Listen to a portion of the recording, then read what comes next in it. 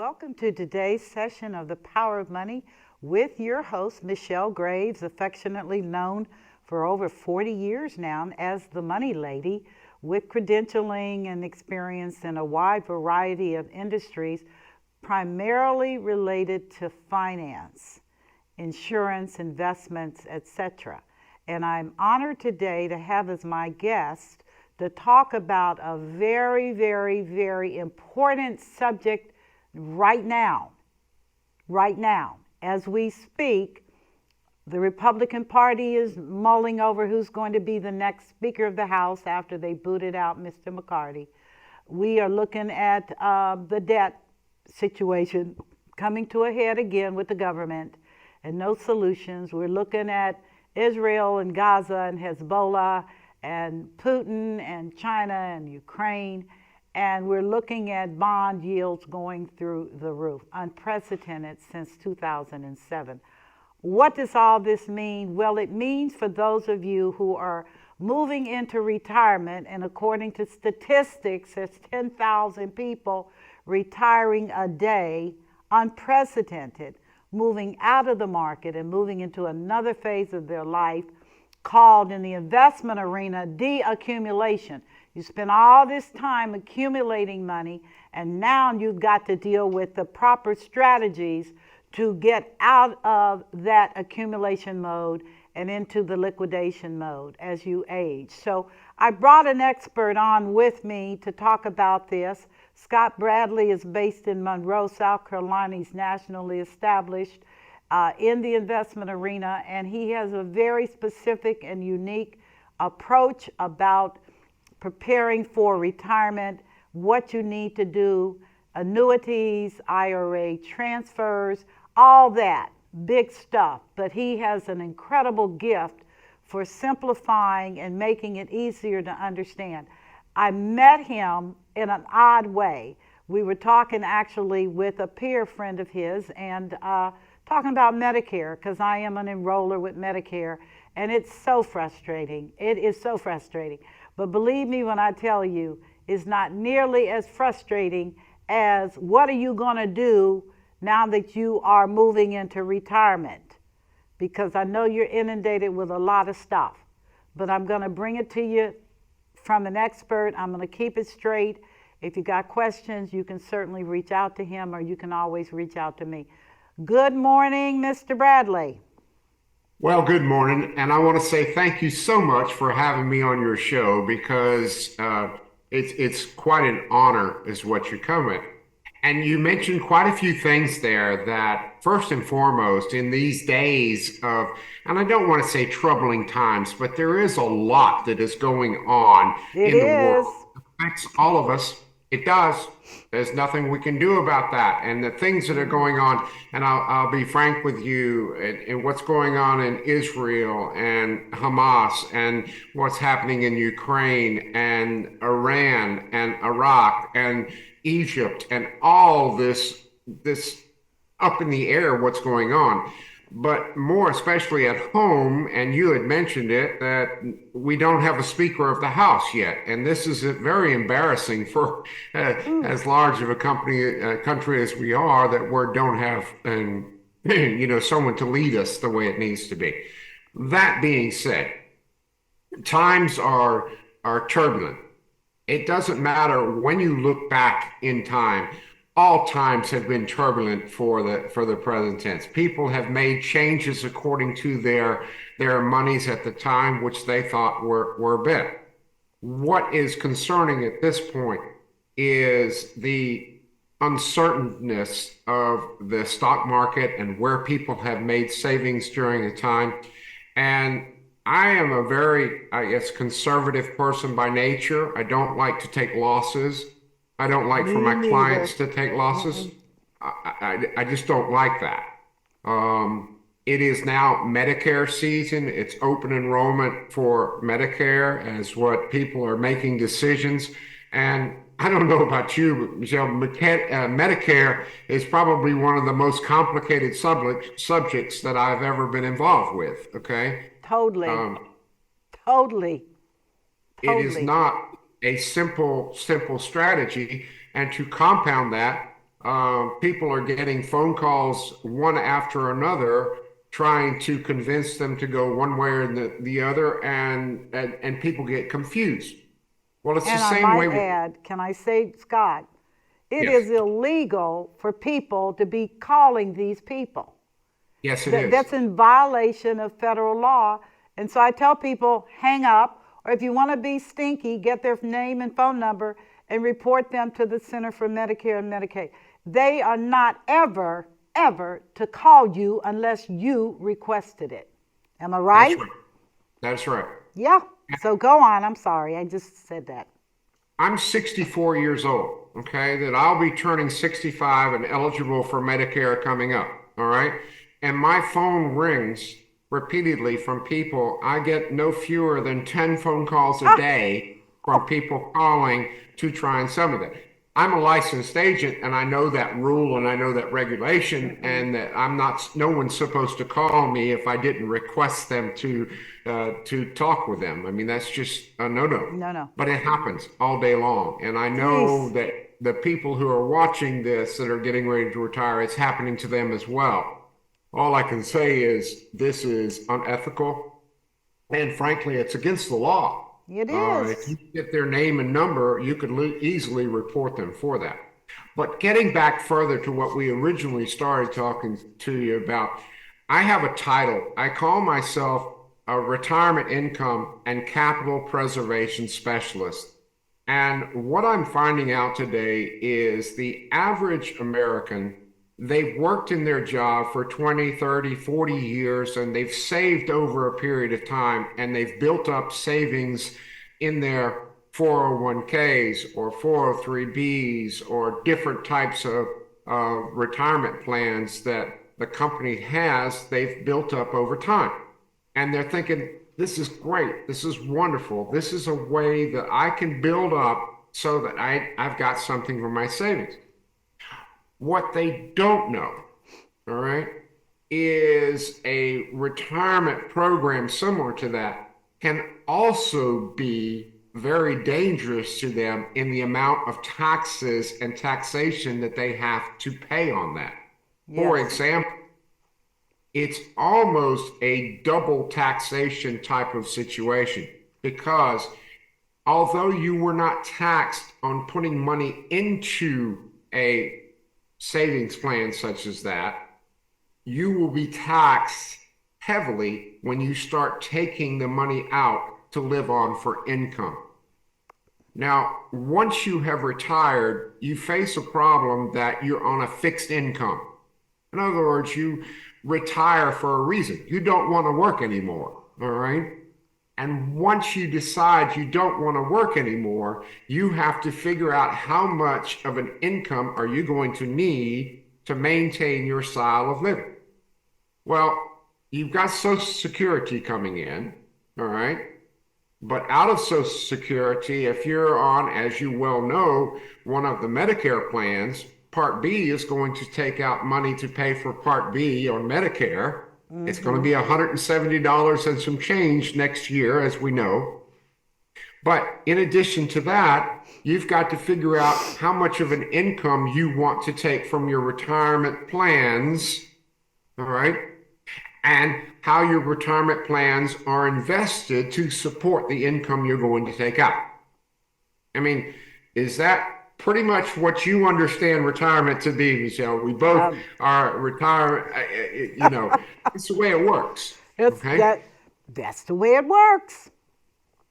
And so one of the major concerns that people have is number one, have I saved enough so that I'll never run out of money? Would you agree that that's a major concern?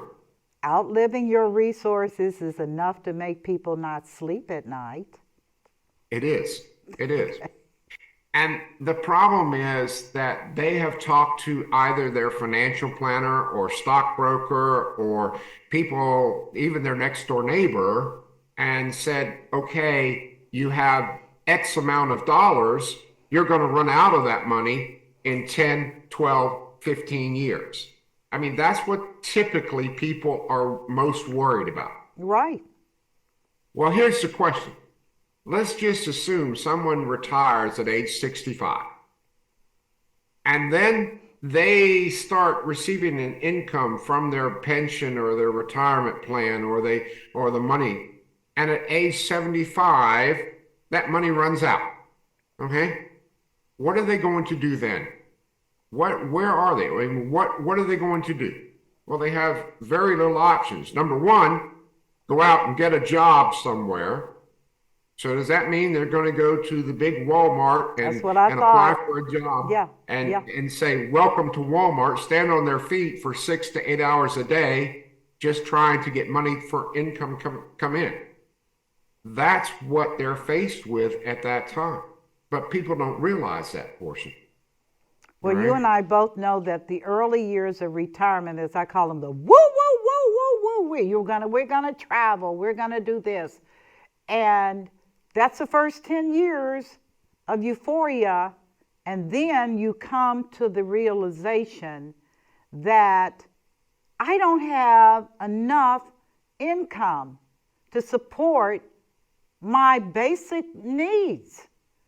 And that is a shocking, shocking revelation for many, many retirees or potential retirees. Because as you know, Scott, stockbrokers and many financial planners are phenomenal at teaching you how to accumulate. But they do not deal with the final phase of your life, which has to deal with stability and minimum risk, because you can't handle it if you lose your money, right? You just hit the nail on the head. Thank You really you. did. All right. And when I talk with, and for lack of a better word, I'm going to talk and just say it's a prospect, someone who wants to talk with me, who I don't have a business relationship. I don't try and sell them anything. All right. I want to find out what their needs, what their wants, what their concerns, what keeps them up at night when we're talking about money. What is it that they truly want to achieve? And Michelle, you just hit the nail on the head when I say that you mentioned it. They're scared of running out of money. That is the number one fear. Yep, So badly that it keeps them up at night. I know it to be true. So badly that once they reach age 65, if they're not forced into retirement, they're continuing to work because they're afraid if they retire, they have not built up enough of a nest egg to retire. I mean, that is a major concern. And it should be, because I read a report a couple of years ago, and I know nothing has gotten better, said the average American only has $25,000 saved. Yeah, That's that's very sad. that That's a is sad. very, to spend an entire 40 years working, and that's all you have. That's a very sad number. All Yeah, right. $25,000. And but actually, I had heard a different number, and Okay, I'm well, that's fine. disagree with you. I had heard that the average 401k, Oh, if someone works, okay, and now we're okay. talking, you were talking about personal savings like Right, checking personal or savings. savings account or money market or Right, something like right. Simple liquid money. simple liquid money. I Mm-hmm. was more thinking about their retirement assets and what they have built up over a period of time. Gotcha. And let me explain to folks what I'm talking about. I'm talking about, it's commonly known as a 401k. That's where your employer will take out a portion of your paycheck and put it to the side into an account, and they will match up to a certain percentage of the amount that you put aside. All right. And it's a very, very handy and easy way to save money for retirement. However, it's a double-edged sword. Not only have you built up a large pot of money for retirement, but when you start to take money out of that pot, all right, to live on, then Uncle Sam is going to tax you on that amount. It counts as ordinary income, and whatever the tax rates are at the time you start taking it out, that's what you will be taxed on. Ouch. Yes. In addition, the amount of income that you're taking out can count against how much you're paying for your Medicare Part B. All right. And Yep. there is a schedule depending on how much you make. In addition, it can count against the Social Security that you are getting as to how much Social Security you might have to pay back. All right. So it is a sword that can slash and go forth. Now, that being said, I'm not a CPA. All right. I'm not a tax attorney. I'm not trying to give financial advice based upon taxes. What I am trying to say is there are ways to protect your assets that you are well aware of that, frankly, you need to pick up the phone and schedule a time to talk with Michelle, because she has some opportunities where, number one, you can protect your assets. You can set up a lifetime income benefit. You can set it up so that if the market goes up in value, you can take advantage of it. And if the market goes down in value, you don't lose a single penny. Right. And that, in effect, when I talk with individuals, that's what they want to achieve. They want safety, they want security, they want the knowledge that they're never going to run out of money, or they're never going to have to go and apply for a job to stand there and say, welcome to XYZ store. I hope you enjoy your shopping all day, when they're 75, 76, 77 years old. And standing for 6 to 8 hours a day is the last thing that they need to be doing. All right. I think that safety and security is probably foremost when what people want to achieve. I was just reading an article, because I'm a reader, that most seniors, they had done a survey, a very reputable retirement magazine, and found out that most of them were way too exposed to risk in their retirement years in terms of their investment portfolio. They were involved with mutual funds and other things that were just not appropriate. And they said they needed to look at this and make some decisions. And of course, I agree with you.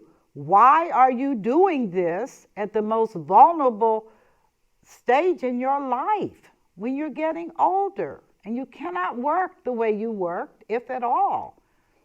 Your comments? Well, here's my comments on this. I am not liked at all by stockbrokers and professional money managers. Me They neither. absolutely hate me. And why do they hate me? Specifically for the reason that you just said. When I started this out, I told you I was a retirement income and capital preservation specialist. What that means is that I take a look at almost a holistic approach as to how much risk are you taking with your assets to get a potential higher rate of return. Now, the question becomes, why do professional money managers and stockbrokers keep you in a more in a riskier portfolio Yeah. than what is needed? And I'll answer it with one word, and they'll get mad when I tell you what that word is.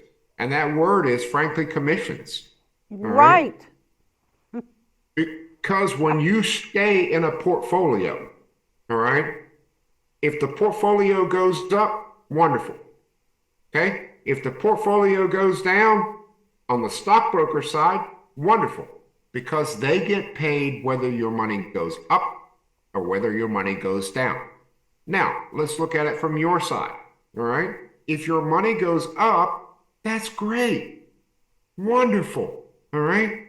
then your stockbroker should tell you, hey, we're at an all-time high right now, or we're running high. Maybe you ought to take and go to safety, all right? Or maybe you ought to sell what you've got and reap the rewards, all right? But they will never tell you that. And again, we're getting back to that one word, all right? Commissions. Because if you sell your portfolio, guess what? They don't make commissions any longer. Right. All right. But they do make So, commissions on the sale. I'm sorry? They do make commissions on the sale. That's true. They would. Okay. But that's the end of the But that's game. that's the end of their commission cycle. Yeah, All it right. is. In other words, we talked about banks to begin with when we first opened up our conversation. All right.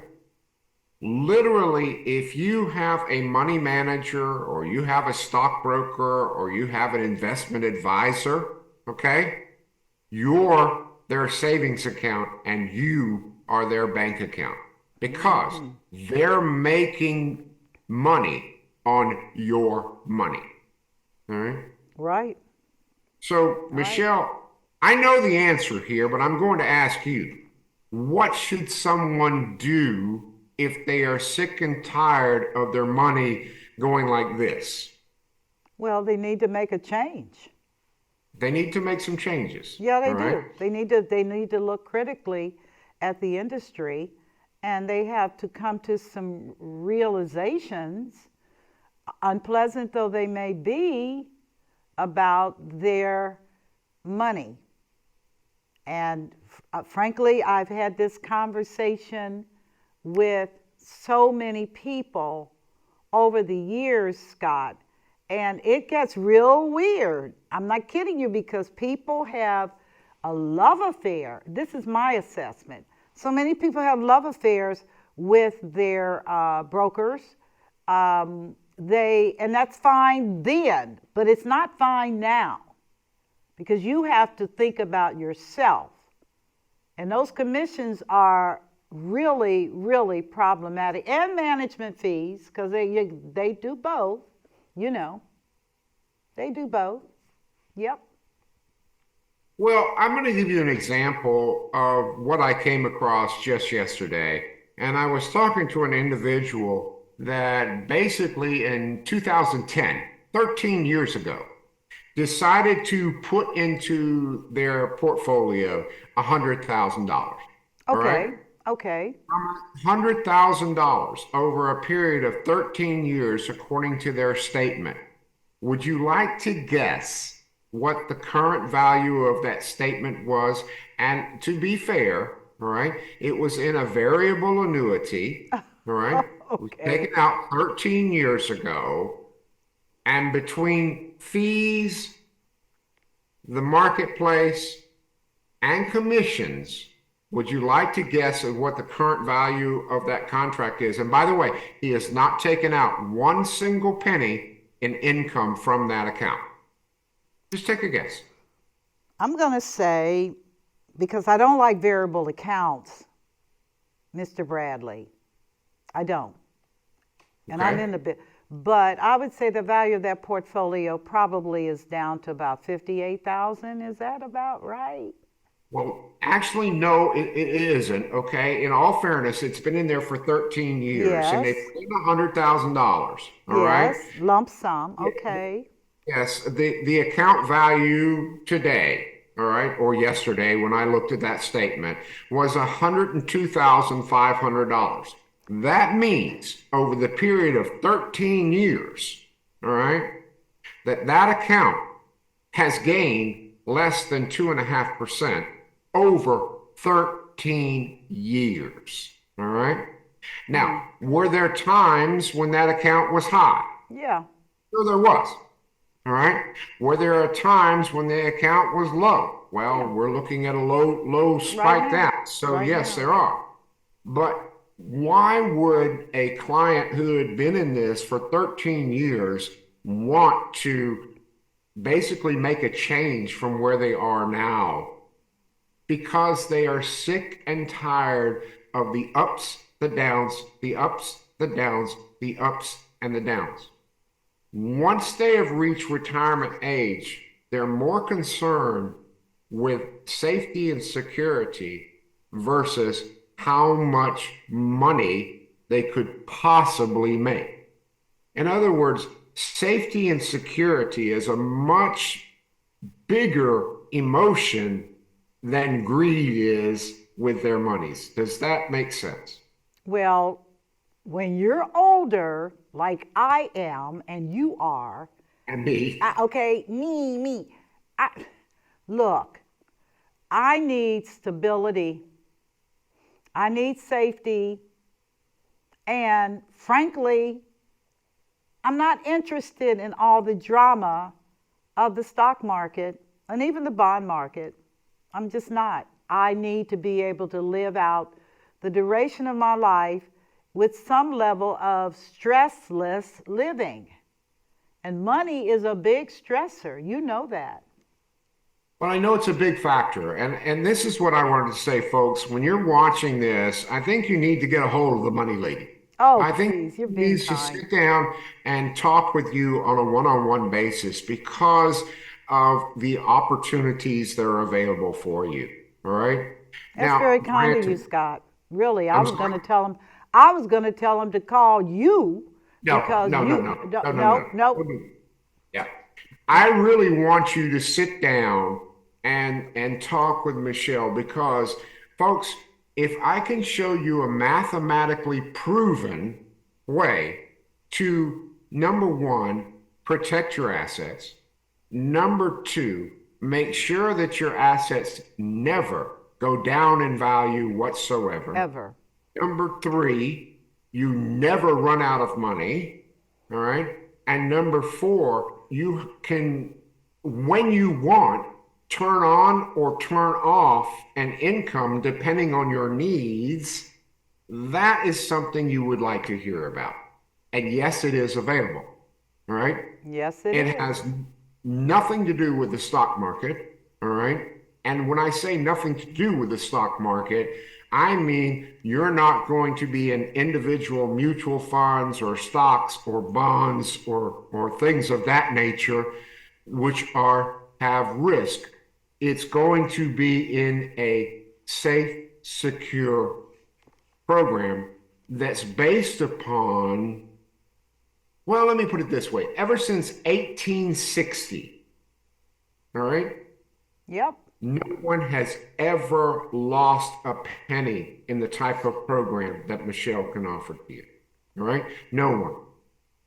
And you know, During Great Depression, yes. which was one of the worst times in America's history when it comes to finances, during that time frame, no one lost a single penny during that. As a matter of fact, one of the greatest baseball players of all time, Babe Ruth, actually become quite wealthy because he put his money in this type of program. He lived through the Great Depression and did not lose a single penny.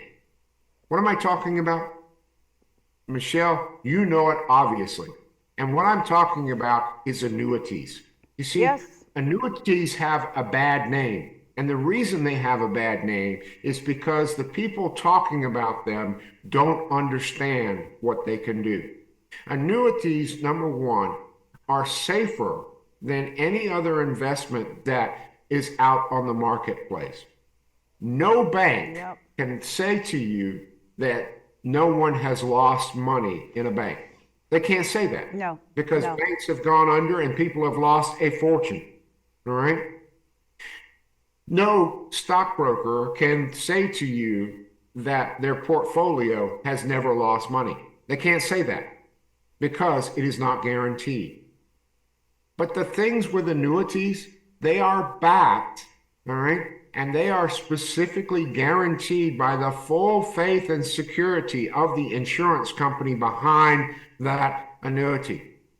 They are safe, they are secure. There are two types of annuities available on the marketplace. They can be boiled down to one of two groups. The first group is called a variable annuity. Now, Michelle, there is absolutely no guarantees whatsoever with a variable Not at annuity. all. you can lose money with a variable annuity. All right. It is tied 100% to the different sub accounts or stock market indexes that evolves. You cannot guarantee it whatsoever. And any stockbroker or money advisor that sells you a variable annuity is telling you an untruth when they say your money is guaranteed. You're right. On the other hand, a fixed annuity, all right, is sold just by an insurance agent. You have to be licensed in each state that you sell it in, and you have to go through a testing procedure to sell it. But bottom line is this, all right? It is safe, it is secure, and it never will drop in value, ever, all right? And that goes back, like I said, all the way back to 1860, all right? What I was referring to you with Babe Ruth earlier, Babe Ruth actually took the year before the Great Depression in 1928, he deposited $50,000 into a fixed annuity. Now you're going to say $50,000, that's great. $50,000 back in 1928 was the equivalent of close to $1 million now. All right, so it was a lot of money. When he put that money in, he decided to start taking an income out in 1929 and lived completely like a multimillionaire the entire time that he was taking income out from that, and did not lose a single penny during his entire lifetime. So where I'm getting at, it's very safe, it's very secure, and I'm sure, Michelle, you can tell your viewership more about the different types that are available, but they are very safe and very secure. And I tell people about that. So think about this. No losses, never run out of income, and if you pass away, the money will go to your heirs or go to your beneficiaries as you choose what is remaining. It is the best investment possible for anyone that's looking to retire. Yes. You're singing my song? Yeah. You're singing my... I'm just telling you, the biggest hurdle I've had to deal with in terms of private practice is this whole quest for money when you are older.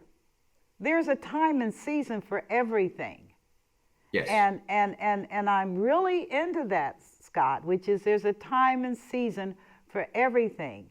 And when you are older, despite what you may think, the time is a place of security, of time enjoyed, family, travel, those kinds of things. When I see people who are running around talking about, I got to make money, I got to do this, and I'm like, what happened to you in your childhood?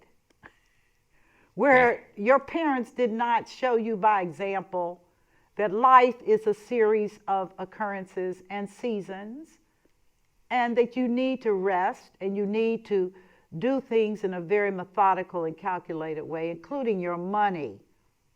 That's my thought. I think what I've discovered, and I've been doing this for 34 years, so I have a little bit of experience doing it. Okay? And every single person that I've talked to, bar none, all right, have come up with essentially the same fears or the same wants or the same needs with their assets. Yes. We all go through phases in our life. In other words, from age 18 until about age 50, or maybe even 55, we need to be aggressive with our money. Yeah. We need to take every chance we possibly can with our money. That With means you. go into small cap stocks, go into, global stocks, go into the stock market wholeheartedly. Put what you can in there. Take those chances. All right? Right. So then between the ages of, say, 55 and about 62, maybe 63 or 64, you need to start ramping down. All right. What I mean by ramping down is you can take some risk with your money, but you need to start taking the more safety and security for that. Now, why would you make that shift at that point? Because time is the one thing we can never get back.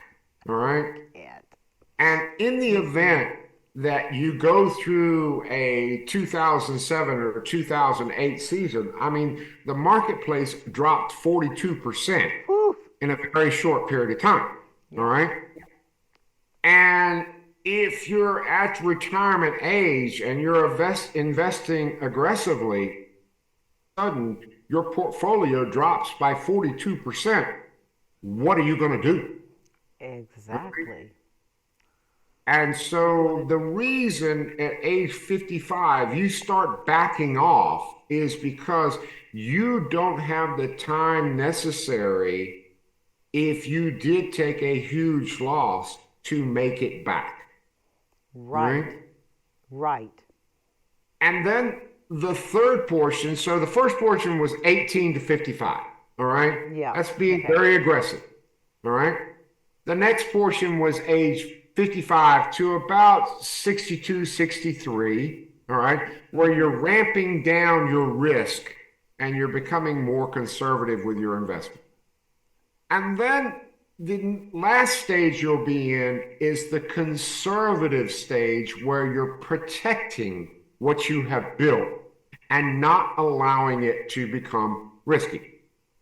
Right. But the problem that I have seen, all right, and I'm sure you've seen it too, is when I sit down and talk with individuals that are of retirement age or older, all right, they're still investing their money as if they were 18 to 55 years old. That's what I was saying. And Yeah. when I ask them at that point, why are you allocated the way you are? Why do you have so much risk here in your portfolio? Well, that's what my money manager told me I needed to do. Or that's what my financial planner told me I needed to do. Or that's what my stockbroker tells me I'm going to do. And it blows my mind. All right? Yeah. Safety and security is where folks need to go to. All right? You need to take what you have built up over time and enjoy it to the best of your ability. Plus, Yes. be able to do what you want to do when you want to do it. That's what your money's for. The problem has been Go on. too many money managers don't bother to listen to what your wants, your needs, your goals, your thoughts, your processes, what makes you tick, what makes you happy, what makes you sad, what makes you worry, what keeps you up at night, what is bothering you when it comes to your monies, how should your money be invested. They aren't listening to what you say. The reason that I'm not bragging here, the reason I've become successful over time is I never bother to work with someone that comes right out and says, I want this, or I want this, or I want this, or I want this. Okay, that's wonderful. But tell me why you want that. What is your wants? What is your needs? What is your concerns? What keeps you up at night? How do you want to spend your money? What thoughts have you talked about? Do you want to go on vacation? I find out that information first. And that's what a good advisor does. All right? The third person at the breakfast table. Exactly. Yeah. I'm just listening. Yeah. You have to be able to you have to understand where someone's coming from. Yep. You do. I could not advise you right now on what to do with your money because number one, I know nothing about your personal situation. I know absolutely nothing about your family. I know absolutely nothing about what you want to do. I know absolutely, there's so many questions that I need to find out first before I get into particulars as to what you should do with your money or put it such as what and such and such and such and such. And I think that is what is missing from a lot of advisors today is they don't find out that information. Well, if I might add an insight, and it's not a disparaging, it's just an observation and an insight, that the failure to listen with an ear to hear the heart of the client is why so many of our advisors miss the mark. No disparaging to young people, but I was at a restaurant eating lunch, and there was a young broker there with two of his older, in my age group, gentlemen, and he was trying to talk to them because they wanted to move their money. I knew that. And he was trying to convince them that they could ride it out. It was not necessary for them to be this extreme. And they were telling him, we don't have that many years left to ride this train. And he kept telling them, oh, but you just don't understand, and the market's up and down and blah. And I said to myself, they're going to eat your lunch, they're going to smile, and when they get home, they're going to make a phone call, and they're going to do a redemption. And they're going to take all their money because they told you over lunch, we don't have that much longer to live. And we don't want to lose any money. And I felt so bad because the young person, he didn't have a point of reference. You can't talk to something that you've not experienced. You're bright, you're smart, but you don't have wisdom. And you don't understand the laws of life, which is stuff can change on a dime. And here you are. That was insightful for me. I really want to give you this very short story of what happened to me back in 2007. Okay. Okay. I had a client, her name was Mary. All right. And whenever I got statements in from my clients, I would go out and visit them and I would deliver the statements. They would get it in the mail, but I'd go to explain what was on the statement. All right. So I go to Mary's house in 2007 and I'm quite proud. I'm walking up to the door. Mary got a 13% return on her money. Wow. Wow. That's pretty good. That's right? pretty good. Yeah. I mean, that is. Here, I got the statement. You got 13% on your money. I'm kind of excited to tell Mary. Well, Mary is sitting across the table from me and she's got her arms crossed and she's just looking at me like, All right? Puffish, yep. And I'm going, Mary, you got 13% return on your money. That's good. All right. Yeah, but my neighbor got 38% return. And I'm thinking to myself, okay, number one, it's gossip. Number two, there's no way that she got 38% return on her money. And number three, I'm not really worried about that because she is just bragging about something. She might have gotten 20%. Okay, I could live with that. But she wasn't going to get 38% return. No. Oh, no. Oh, no. So, long story short, here comes the next year. The next year is 2008. All right. We know what happened in the marketplace in 2008. It dropped 42%. All right. Yes. So, I had protected Mary's assets. No matter what the stock market went down, her assets were protected. All right. I had her in a fixed annuity. Okay. She didn't make anything, but she didn't lose anything. All right. So I go to her and I'm scared to go see Mary. If she wasn't happy with 13%, how in the world is she going to be happy with 0%? All right. So I go see her. As I get to Mary's house, she invites me in and I can smell brownies cooking.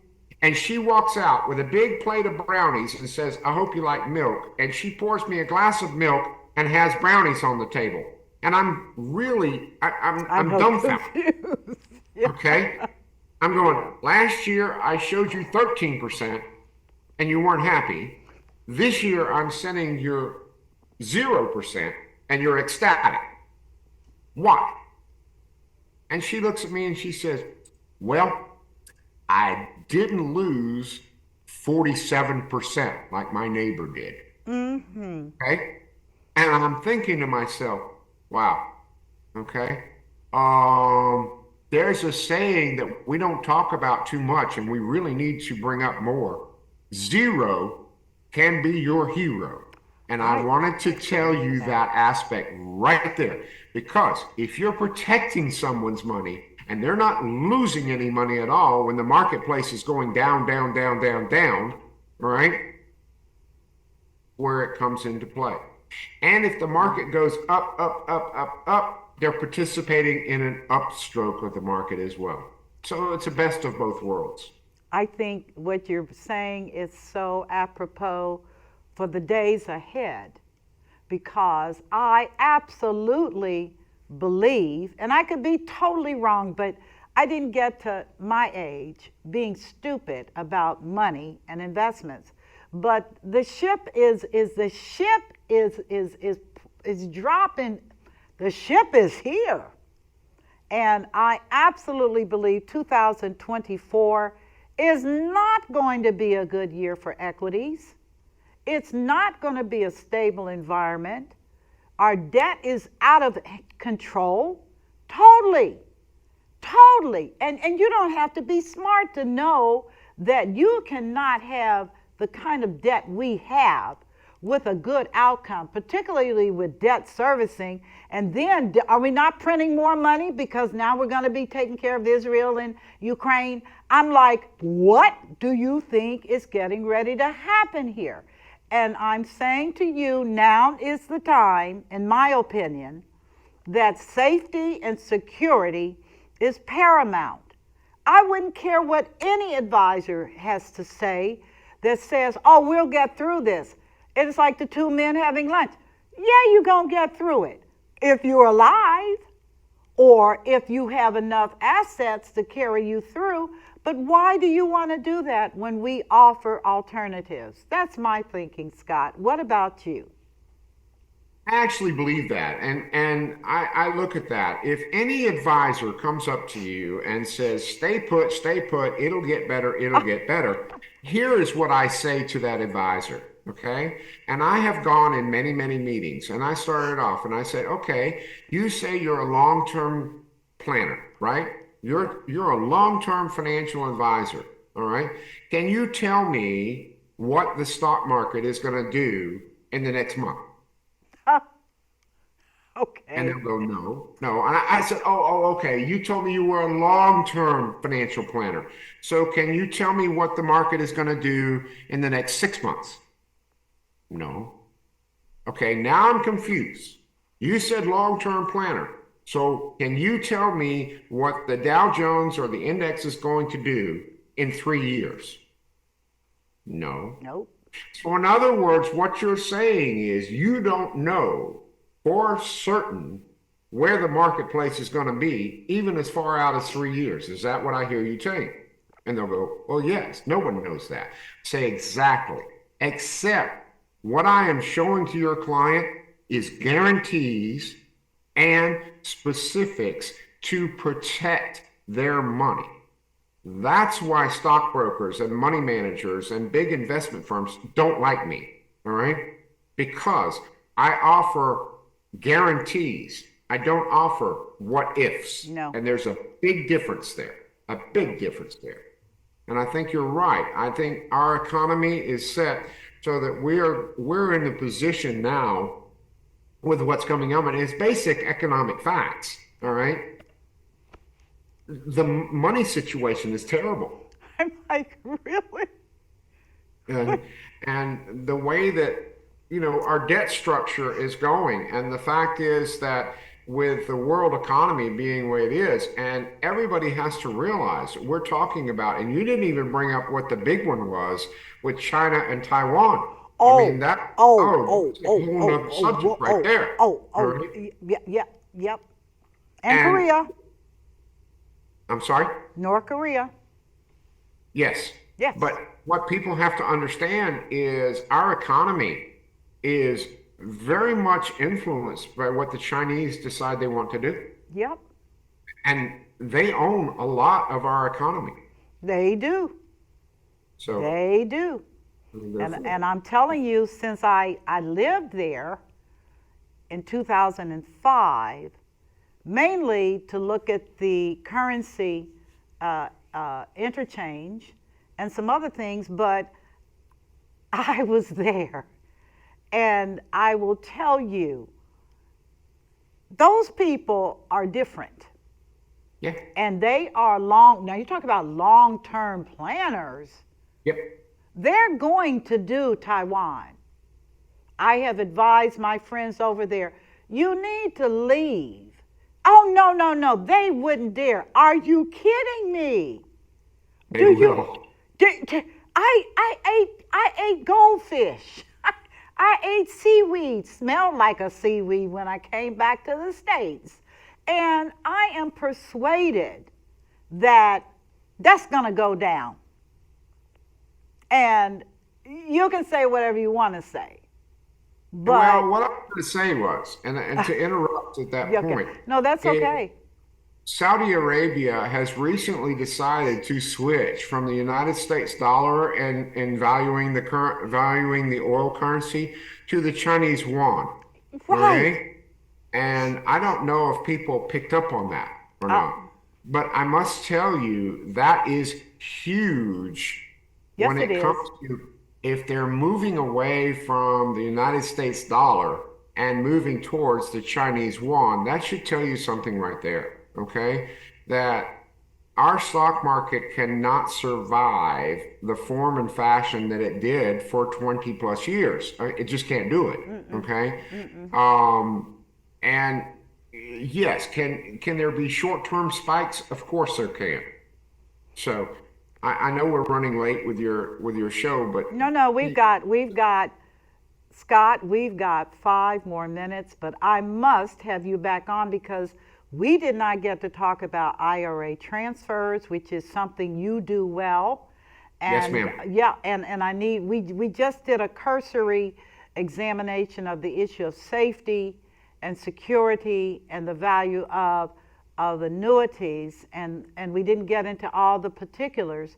But having said that, it's a very good beginning because it's going to give my viewers and those who are on YouTube the opportunity to ask the question of themselves, which is, if it goes crazy, am I in a position to weather this upcoming storm? And the answer is, well, you just listened to Scott, and he said, yes, you can, if you are positioned carefully in annuities. Is that a good summary? That is a good summary. I think there should be, I'm not telling everyone to get out of equities 100%, and I don't Uh, think you're saying that either. What I am saying is that you can hedge your bets by having a good mixture and making certain that you're not overly exposed to bigger risk. How can you do that? Well, you sit down with Michelle and she can look at your total portfolio and she can give you some allocations that would make sense. Okay. I truly believe, and yes, transferring money and very quickly make it easy. It's going from one corporation to another corporation, and you're not touching the money in between, so it's not right. a taxable event. So that's what you need to understand right there. All right. Very simple process, and your agent can do that for you.